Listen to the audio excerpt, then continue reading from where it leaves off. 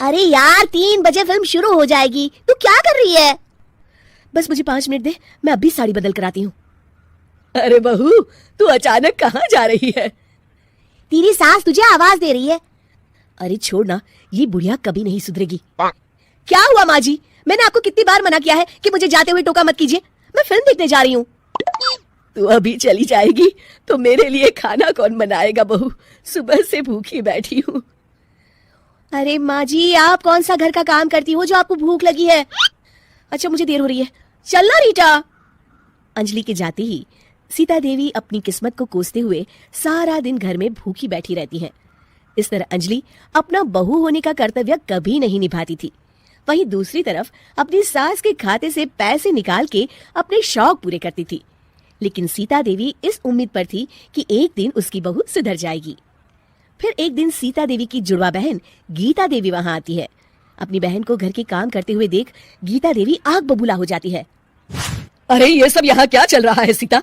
तेरी बहू कहाँ है जो तू घर के काम कर रही है? सीता देवी भावुक होकर रोने लगती है। अब तुझसे क्या छुपाऊं? मेरी बहू रत्ती भर भी मेरी इज्जत नहीं करती। मजबूरी में मुझे घर के सारे काम करने पड़ते हैं। वो तो बस सारा दिन अपनी सहेली के साथ सैर सपाटा करने में लगी रहती है। अच्छा, तो उस चिड़िया के पर निकल आए। तू चिंता मत कर, मैं ऐसी कई बिगड़ैल बहुओं को ठीक कर चुकी हूँ। अब मैं इस चुड़ैल से निपटूंगी। तू कुछ दिनों के लिए मेरे घर चली जा, मेरी बहू तेरी अच्छी देखभाल करेगी। फिर दोनों बहनें आपस में साड़ियां बदल लेती हैं और सीता देवी अपनी बहन के घर चली जाती हैं। देर रात अंजलि जब घर आती है तो अपने कमरे का नजारा देख उसकी आंखें फटी की फटी रह जाती है। हे राम, मेरे कमरे का एसी कहाँ चला गया? और मेरा 56 इंच का एलईडी टीवी कौन ले गया? अंजलि तैस के साथ अपनी सास के कमरे में जाती है। तभी वो देखती है कि उसके कमरे का एसी और टीवी उसकी सास के कमरे में लगा है और गीता देवी आराम से एसी की हवा खाते हुए सास बहू सीरियल का मजा ले रही है। अच्छा, तो ये सब इस बुढ़िया की कारस्तानी है। अभी इसे बताती हूँ। ये सब क्या है माँ जी? आपकी हिम्मत कैसे हुई मेरे सामान को हाथ लगाने की?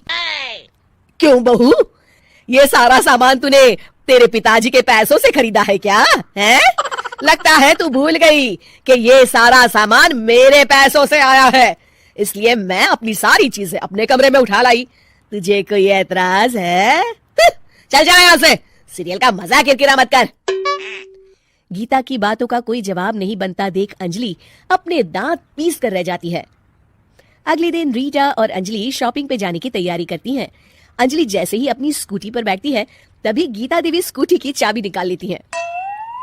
अरे ये स्कूटी कहाँ लिए जा रही है? ये भी मेरी कमाई की है।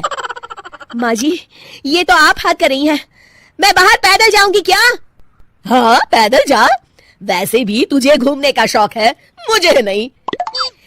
देखिए माँ जी, इस तरह मेरी सहेली के सामने मेरी बेइज्जती करके आप ठीक नहीं कर रही हैं। आप मुझे अच्छी तरह जानती हैं, बाद में आपको पछताना पड़ेगा। अच्छा, तो तू नहीं सुधरने वाली, मेरे ही घर में मुझे ही धमकी दे रही है। तेरी याददाश्त के लिए बता दूं कि ये मकान मेरे नाम पर है। अब तू देख, मैं आज ही अपने बिल्लू वकील को बुलाकर ये सारी जायदाद अनाथालय को दान कर देती हूँ, फिर तुझे एक ढेला भी नहीं मिलेगा। गीता की बातें सुनकर अंजलि के पैरों तले जमीन खिसक जाती है। अरे अगर तेरी सास ने तुझे अपनी जायदाद से बेदखल कर दिया तब तो तू सड़क पर आ जाएगी। मैं तो कहती हूँ चुपचाप अपनी सास से माफी मांग ले अंजलि। हाँ, तू बिल्कुल सही कहती है, मेरी सास का कोई भरोसा नहीं है। अरे नहीं नहीं माँ जी, ऐसा गजब मत करिए। आज के बाद मैं आपको कोई तकलीफ नहीं दूंगी और घर के सारे काम ना मैं ही कर लूंगी। मैं आपको एक अच्छी बहू बनकर दिखाऊंगी। कुछ दिनों के बाद, ये लीजिए माँ जी, आराम से गाजर का हलवा खाइए। खुशबू तो बहुत अच्छी है। हाँ माँ जी, वैसे मैंने सब काम कर लिया है, तो मैं आपके पैर दबा दूं? आप आराम से हलवा खाइए।